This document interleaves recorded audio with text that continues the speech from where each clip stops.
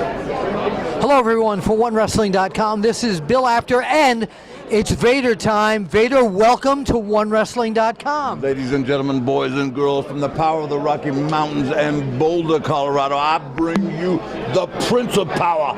For it's time, I said it's time. It is Big Van Vader time. And this is your very first time here on OneWrestling.com on the Apter Chat. It is my first time. Thank you very much for having me. I'm grateful. I am absolutely thrilled to have you here. You know, during all the years when people talk about the most dominant force or forces in pro wrestling, your name always rises right to those top spots. I appreciate you saying that, and thank you very much. There's a gentleman on the scene named Brock Lesnar, and yes, he's just not special. In my book, he's very special. A very big, dominant physical presence in the ring. Absolutely. But I've been told that since 1985 up until present time, which would be 2014, that I was the most physically dominant heavyweight champion during that 27-year span. Again, I was a 400-plus pound man that could bench press 600. I had kind of power and strength where I could do 365 pounds behind my neck and jump press it sets of 12. So I could do a set of 12 and rest. So, you know, I guess being able to moonsault with that type of size and strength, nearly a 1,000-pound squat. It was amazing when you used to moonsault, by the way. Thank you. But it's been a long time. 31 years now as a professional wrestler, and someone asked me earlier how many world titles. I think it's like 21 over what you're talking about. Japan, America, Mexico, and then of course Europe. So how did you develop this style of intimidation? Because a lot of what you do in the ring, of course, is excellent, but the intimidation right away, I think that takes a toll on the person in the other corner trying to compete against you. You know what? I think for me, that's a big part of the game. In other words, if you got him thinking about you and not his game plan, you're obviously a step ahead. And we all understand wrestling's entertainment, but it's not just competitive, it's the most competitive thing I've ever done. I was I was a high school All-American, I was a college All-American at the University of Colorado, and then went on and I got the ring on. Played in a Super Bowl, if you could see that right there.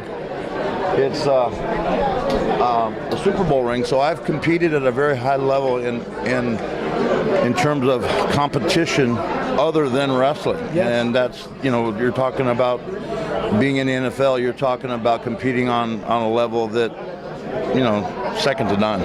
So you mentioned Brock Lesnar before, and of course he also has an MMA background. Had you ever just thought about competing in MMA? Well, you know what, I did one. It was a shoot fighting tournament over in Japan, and obviously that was prior to the conception of the mixed martial arts. But it was kind of like come one, come all. In other words, they would take the toughest men from kickboxing, mixed martial arts, amateur wrestling. In other words, I competed against a guy named Victor Hashimikov, who was a two-time gold medalist, and these matches were very competitive, and you know what? You don't want to get blinked because someone would knock you out. I mean, doesn't even put it that way. So it wasn't your normal wrestling match. Now even for Japan, which of course is much different in that era than what the American fan would be used to seeing here.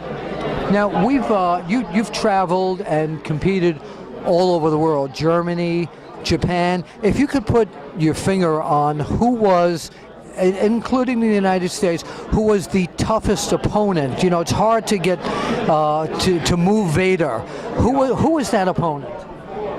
You know what? Obviously, I fought a lot of big, tough men, and some of my best opponents were in America. A guy named Sting, and you know what? But and then obviously there were some very dangerous men in Japan with the mixed martial arts and the kicking to the face, etc. But you know what? There's been so many. A guy named Bruiser Brody. I mean, I fought him as one of the toughest people. Just incredible. 6'5", 340 pounds. So I couldn't say. I mean, it's too many. It says I've wrestled pretty much everybody that was somebody in the last 30 years, and wow, it's been a great time. Pro wrestlers, a lot of them do other things. They have other business interests. We were chatting a few days ago on the phone. We stay in touch, and you were telling me about something that a business that you're going into, that you've created something, and would you like to let people here know about that? Or you know what? We have it. It's either going to be called the cross trainer or the pump, and either name is apropos, but it's a device. It's a handheld device, and it's very similar to a product called the Bowflex, which basically my product would be very similar to saying if you could take the Bowflex and put it in your suit bag and take it on the road with you. That's the kind of product that I came up with. Interchangeable rods that have variable strengths, and it's lightweight, it's durable. In other words, I could use it, you could use it, a 55-year-old woman could use it, 65-year-old woman could use it. So it's basically about changing the strength of the rod and lightweight, durable. It really is a complete body workout that can be utilized by just about everybody. So I'm excited about the possibilities, and we'll see what happens to that. Well, you'll keep in touch with us so we can let the fans. I appreciate you asking. One other thing I want to talk about, because I love to do this, okay? You mentioned Sting, okay? Yeah. And I love to go back and do retro interviews, like something is happening right now. So Sting is watching right now tonight at the Omni. It's going to be Big Van Vader against Sting.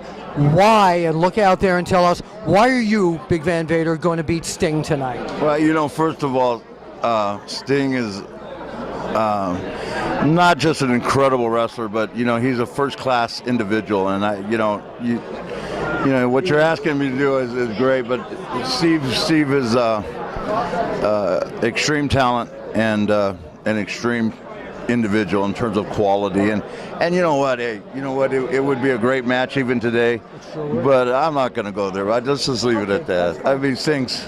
No, thank you. I want to thank you so much for being here on the After Chat, and it's my pleasure, by the way, and I appreciate you taking the time.